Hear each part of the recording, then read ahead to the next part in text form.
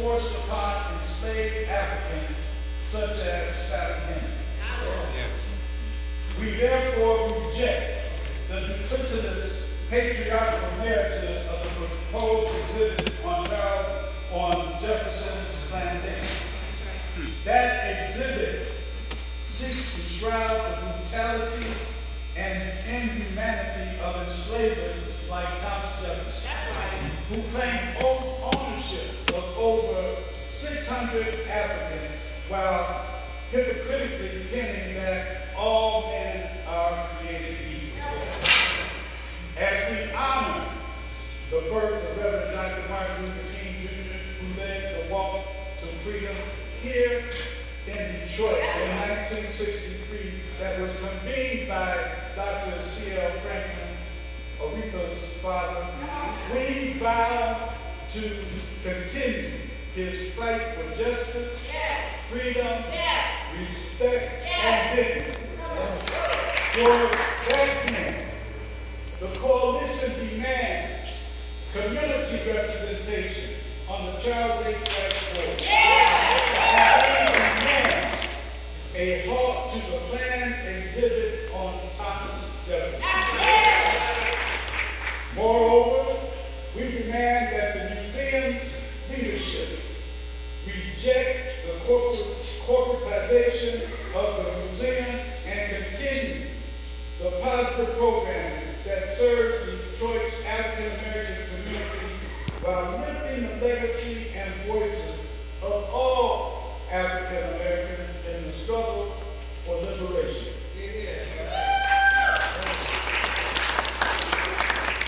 I call upon Sister Kawana Petty to make remarks, and our beloved sister, organized a petition to stop the Thomas Jefferson Museum, and she garnered 20,000 signatures.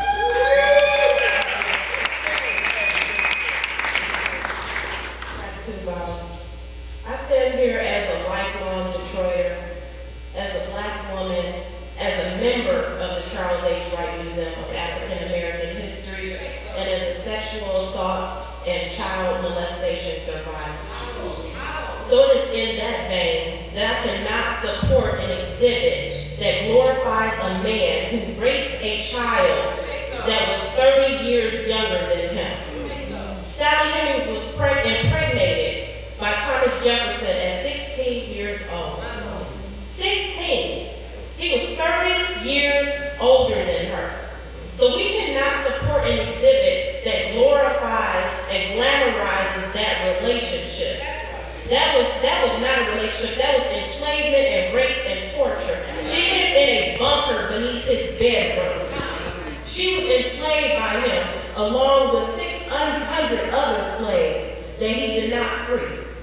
And she returned back with him because she wanted to free her children. That is capture. That is enslavement. That is not voluntary servitude.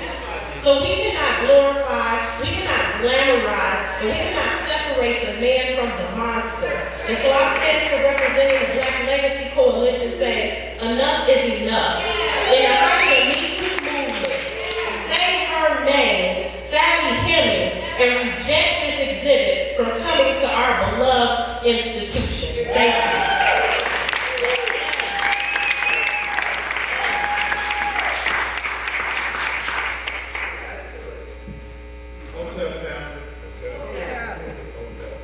We stand here before you on this very special day to say to you, our community, our taxpaying community, those of us who live here in the city of Detroit, that the Charles H. Wright Museum is our museum. It belongs to us. Am I right about it? We gave ourselves, our taxes, our energy, our effort to see to it that we would have such a museum that represents the people of the city of Detroit and Detroit metropolitan area. So again, that call that we make, I'm not going to sit still, as you said, that we can place that the board members on that particular institution that belongs to us don't reflect us, don't represent us, don't have us in place. We've got to have people who live in this community who work in this community, who have given their life to this community, to represent us in our museum. This is a museum that belongs to us, the citizens of Detroit, because it is there to give and show the history and the culture of our people. We are an African people. We've been in this country and been in this world first and foremost. And to say that there's nothing more worthwhile to showcase than what we're talking about showcasing now, something negative, we find that to be intolerable. We're saying that our museum should and must be a positive museum. We got young people in and around the city who need to know their culture, who need to know their history, to know that we are, yes we are, a prominent people who are given to this world. And so it's in that spirit that we come saying that we need representation on the board. We need to have people who are indigenous to this community have a chance to have a real opportunity to have some impact and input on what is to be done and what is to be put in place by the board of our museum. And so it's in that spirit that we come to you today. So we're saying, yes, we need board members who reflect us. No, we will not definitely accept anything less than that. Thank you.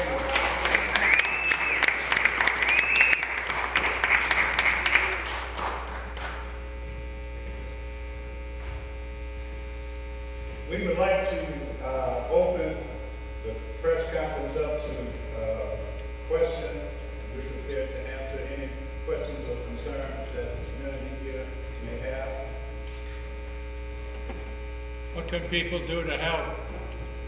Well, the coalition, our next meeting is Wednesday, January 30th at the Wellness Center on 2nd Avenue at 6:30 in the evening. So we would invite those who can lend their support. I think that call the museum to express your objection to this outrageous exhibit that they intend to show. It is now scheduled for March. It initially was set to be in January. That's right. The Black Legacy Coalition organized and demanded that it not appear at all. That's right. And for whatever reason, it was pushed back. Now it is in March. It is rather contradictory and hypocritical that March is the month of the women. And then to have this enslaver, this rapist, to be in our very sacred and hallowed sanctity is just not acceptable, and we will not accept that. In the same spirit as we talked about the need to have representation on our board for our museum, we took the opportunity to elect members of our community who have shown over the years that they are well worthy to be on such a board as this. And so I'd like to just read the names of those persons who have been elected and selected by the city of Detroit to be on the Charles Wright board.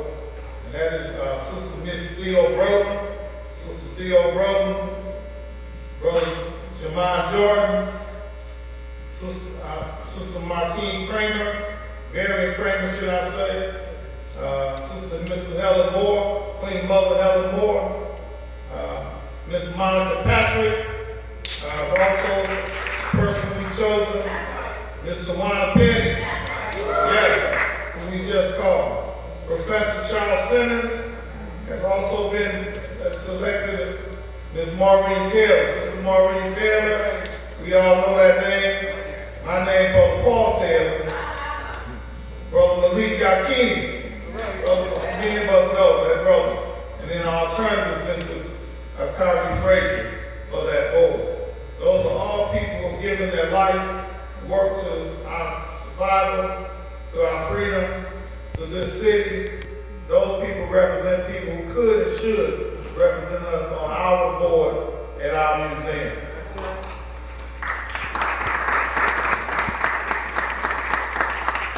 It is also important to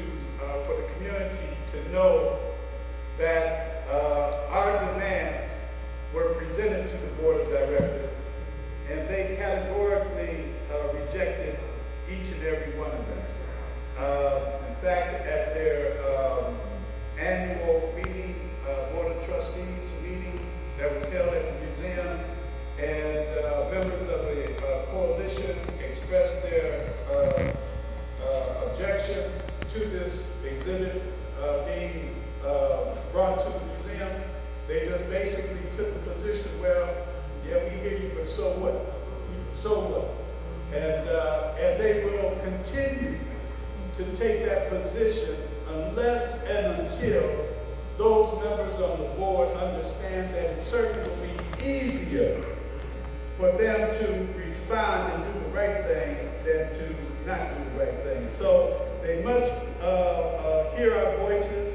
We are going to express them very loudly and in the spirit of Dr. Martin Luther King, who said that we must be prepared to persistently revolt.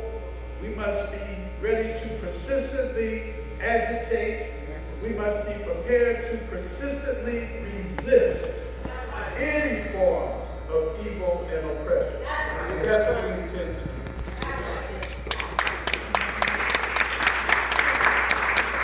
Any other questions?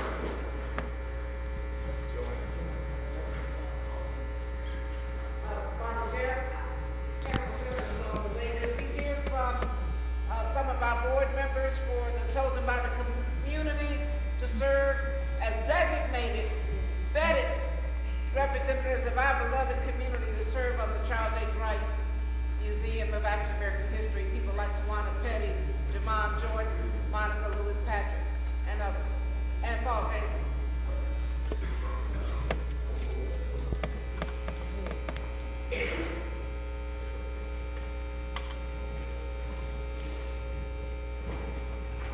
I'm going to go first, not because I believe I ought to go first, but because I have another program that I need to get to, but I want to make sure that this be said. And that is that history kind of informs us where we should be going. So we're not starting from scratch. We have a history that lets us know where we need to go.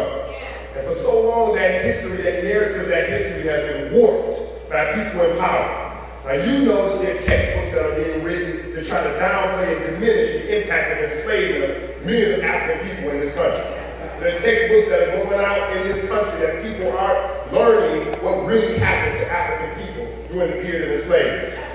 When this country was practicing that chattel form of slavery, and African people, millions of them were enslaved in this country, it happened all over the country, including the state of Michigan. But the reason why many of us don't know that Michigan and Detroit had slavery is because the narrative has been warped by those people in power. And so now we're being told by people in power what we should know and how we should know. We cannot allow, in this case, those people in power to dictate what happens at the Charles H. Wright Museum of African American History. That's the place we go to overcome all of this warped narrative that we've got. That's where we go to get the truth. Now we go to seek sanctity in the truth, and there is the lie as well. Where Thomas Jefferson is being presented as not a villain, and this horrific enslavement and rape of young Sally Hemmings is not presented in its full light. And Jefferson is not presented as the villain that he is. You cannot go to any museum or any place and certain people are not called out as villains in that museum. There are certain people who will always be called out as villains, and they ought to be. Adolf Hitler ought to be called out as a villain. And if you go to any Holocaust museum, he's called out as one. Now we're going to go to the Charles H. Wright Museum of African American History, and we're going to salute Thomas Jefferson, and we're going to make him a hero. We're going to make him more than what he really was to African people. No. He has to be called out for what he was. And if we're going to have the Charles H. Wright Museum of African American History ever mean anything to black people in the city, it has to remain true to the true narrative of what Thomas Jefferson was. Thank you.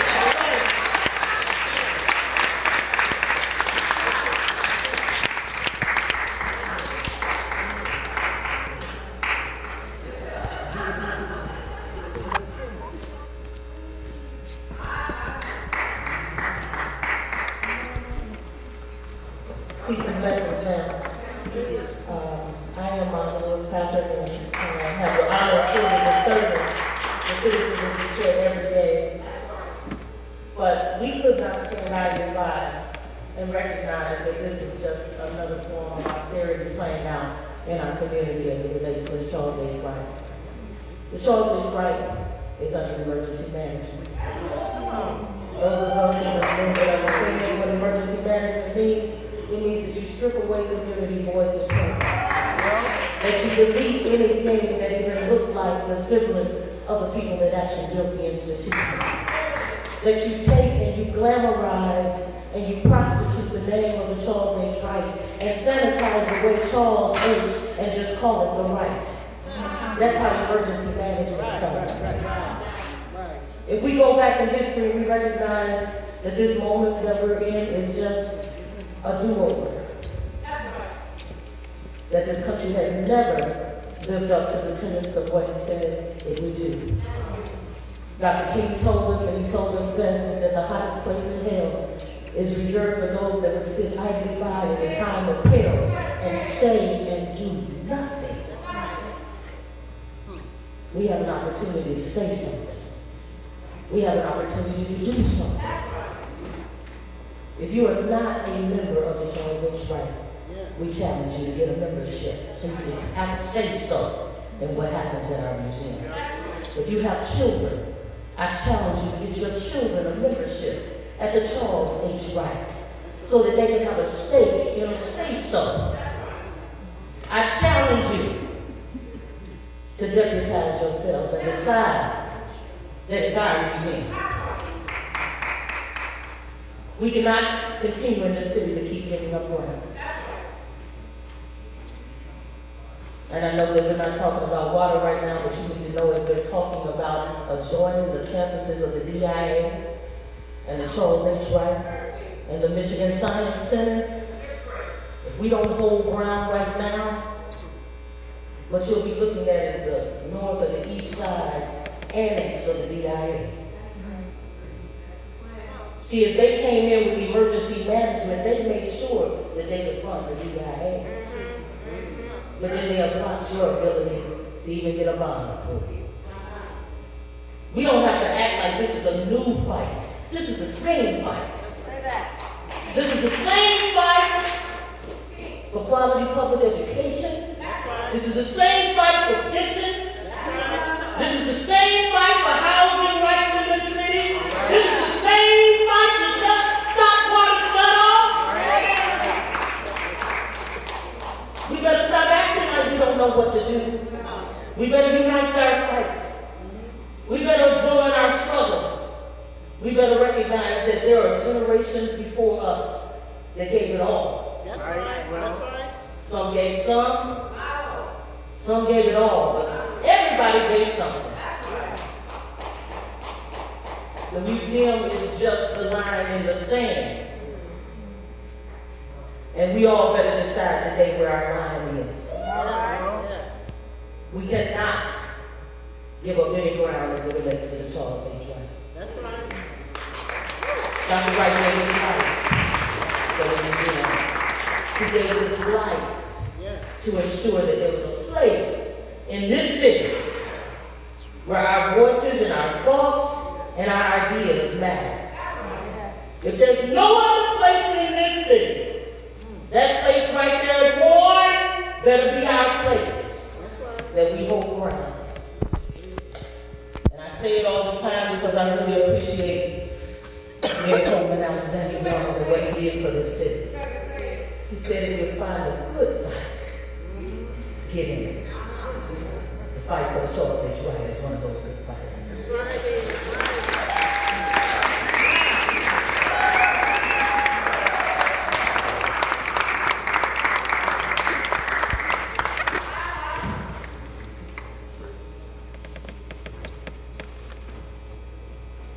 Once again, I'd like to say that, as Monica, I was waiting for Monica to say, it ain't your fault, but it is your fight. It ain't your fault, but it is your fight. Can we hear that? It ain't our fault, but it is our fight. Say it again like you mean it. It ain't our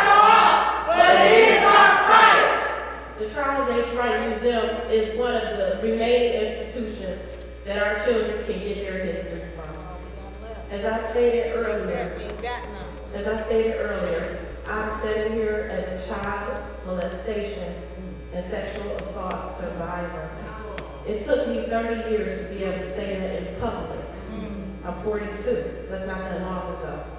And as I stand here, there are still young girls being trafficked in the state of Michigan.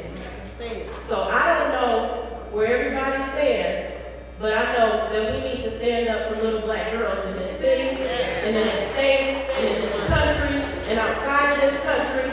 And there's over 60,000 black women and girls missing in the state of Michigan. Thomas Jefferson represents that legacy. That's right. And we cannot and will not stand by and allow for an exhibit to come to the Charles H. Wright Museum of African American History to glorify a rapist, a trafficker, a child molester, and someone who did not stand by the very morals he professed in a document that we have all tried to live up to. That's right. So at the very least, we hold him accountable. We hold him accountable as our ancestors suffered and survived to get us here today. I wasn't supposed to make it, but I did because ancestors like Sally Hemmings did. And so we owe it to her. We owe it to her to prevent the glorification of her rape, her molestation, her capture, her enslavement. We owe it to her. And so at the very least, we can stand up, support the museum, because when you love something, you fight for it. So I attend the museum. I have a membership to the museum. I went to breakfast at the museum this morning. I watched the programming at the museum this morning before coming here. And I will continue to support the museum and demand that the museum continues to support the community. Thank you. All right. Just in closing, you know, one of the things that folks have said about this exhibit in support of it is that, well, you know, this provides an opportunity for debate and to discuss the issue that, well, you know, Jefferson was obviously a flawed individual, talking about life, liberty, and the pursuit of happiness on one hand, and then on the other hand, being an enslaver. Yes. But you know, for African people, he was the #1 terrorist. They talk about terrorists and terror now. To enslave someone, let alone over 600 African human beings, men, women, and children. Can we even imagine today, as we look back, to the amount of violence, the amount of terror, the amount of just brutality that had to be in place to deny over 600 human beings their life and their freedom? So it is in no terms whatsoever that we can accept any softening of, or as Brother Devon talked about, the narrative that this was all right. It was never all right. From the very beginning, it was wrong. And so with that, we will not accept it, we will not tolerate it, and we will continue with our opposition to this exhibit. We shouldn't even mention his name in the Charles H. Wright Museum. There's no place for his name, any images. I think, you know, they're talking about having a little statue of him in that exhibit. And it's like, no. It is unacceptable for us, and we will never accept it. That's right.